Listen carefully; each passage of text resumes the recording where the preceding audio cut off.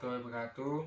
Kenalkan, nama saya Harga Sujawibowo, NIM 22030244115, kelas Biologi D 2022. Sini saya akan menjawab soal UTS PKN serta lalu menjawabnya. Oke, baik, kita langsung saja ke soal nomor pertama. Soal nomor pertama yaitu jelaskan makna Pancasila sebagai pandangan hidup bangsa Indonesia dan beri contoh implementasinya. Lalu saya akan menjawabnya. Yang pertama adalah menjadikan Pancasila sebagai pedoman di setiap hal yang kita lakukan, dari sikap hingga waktu kita berinteraksi sosial dengan masyarakat lain. Pancasila juga harus dijadikan pandangan hidup bangsa ketika bermasyarakat, ketika kita melakukan ibadah dan lain-lain, sehingga poin-poin yang ada di Pancasila bisa kita terapkan pada kehidupan sehari-hari. Contohnya yaitu percaya kepada Tuhan Yang Maha Esa. Yang kedua adalah senantiasa menjaga adab atau kesopanan. Yang ketiga adalah menghargai pendapat orang lain. Sudah. Yang nomor dua yaitu soal nomor dua yaitu sejarah mencatat bahwa Belanda menguasai Indonesia kurang lebih 3,5 abad. Sebenarnya sudah banyak perjuangan yang dilakukan bangsa Indonesia untuk mengusir penjajah dari bumi Nusantara. Namun perjuangan tersebut tidak berhasil. Coba jelaskan apa yang menyebabkan perjuangan bangsa Indonesia tersebut tidak berhasil.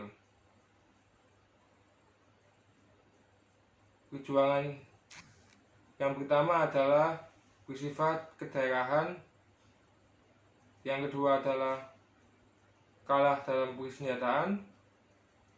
Yang ketiga adalah bersifat sporadis. Yang keempat adalah efektifnya politik adu domba, sehingga perlawanan untuk melawan Belanda sia-sia, sehingga membutuhkan sebuah persatuan untuk melawan Belanda agar kita bisa menang. Yang ketiga, soal nomor 3,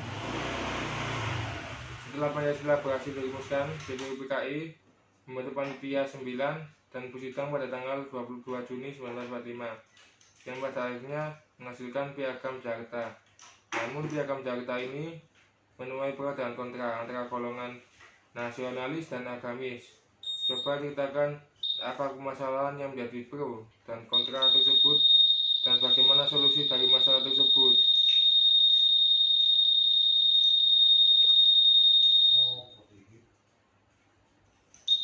Oke, lalu saya akan menjawab. Berikut rumusan Pancasila dalam naskah Piagam Jakarta. Pertama adalah ketuhanan dengan kewajiban menjalankan syariat Islam bagi pemeluk-pemeluknya. Yang kedua adalah kemanusiaan yang adil dan beradab. Yang ketiga adalah persatuan Indonesia. Yang keempat adalah kerakyatan yang dipimpin oleh hikmat kebijaksanaan dalam permusyawaratan perwakilan. Yang kelima adalah keadilan sosial bagi seluruh rakyat Indonesia. Rumusan Pancasila pertama yang menuai kritik dari berbagai pihak. Beberapa tokoh perwakilan Indonesia Timur menyatakan keberatan dengan sila pertama dalam rumusan tersebut. Pasalnya, rakyat Indonesia tidak hanya berasal dari kalangan Muslim saja. Hal itulah yang menjadi salah satu latar belakang perubahan rumusan sila pertama menjadi yaitu ketuhanan yang Maha Esa. Lanjut soal nomor 4. Soal nomor 4 yaitu jelaskan secara singkat proses terbentuknya nilai, norma, dan moral dalam masyarakat. Lalu saya akan menjawab. Nilai adalah yang dianggap baik dan buruk di dalam suatu masyarakat yang berbarengan dengan sikap atau attitude kita antar individu atau golongan yang ada di masyarakat. Norma yaitu kehidupan masyarakat setiap manusia. memiliki kepentingan yang berbeda-beda dengan manusia lainnya. Untuk mencegah perselisihan dan perbedaan kepentingan tersebut, maka dibuatlah sebuah aturan atau norma untuk menjaga keharmonisan antara satu sama lain. Yang ketiga adalah moral. Moral adalah tata cara, adat istiadat, kebiasaan kita, kelakuan berupa nilai yang sesuai dengan ukuran-ukuran nilai masyarakat yang ditimbulkan dari hati dan bukan bangsaan dari luar, yang disertai tanggung jawab atas kelakuan tindakan tersebut. Baik, soal nomor 5 yang terakhir. Bangsa Indonesia sepakat untuk menjadikan Pancasila sebagai ideologi. Namun ternyata di masyarakat juga berkembang ideologi lain selain Pancasila, seperti ideologi liberal, kapitalis, sosialis, sampai ideologi yang berbasis agama. Menurut Anda, bagaimana seharusnya kita memposisikan Pancasila sebagai ideologi dalam kehidupan berbangsa dan bernegara di tengah ideologi-ideologi yang lain yang juga berkembang di masyarakat? Baik, izin jawab. Yang pertama yaitu memanfaatkan kemajuan teknologi yang saat ini sudah masuk ke dalam generasi-generasi muda sehingga bisa dimanfaatkan dengan baik. Yang kedua adalah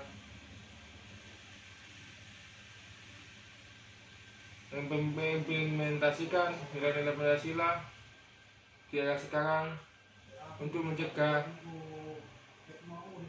hal-hal negatif kepada kita, sehingga ada batasan-batasan tertentu pada generasi milenial, sehingga kemajuan teknologi tidak membuat kita menjadi lebih buruk, akan tetapi menjadi lebih baik.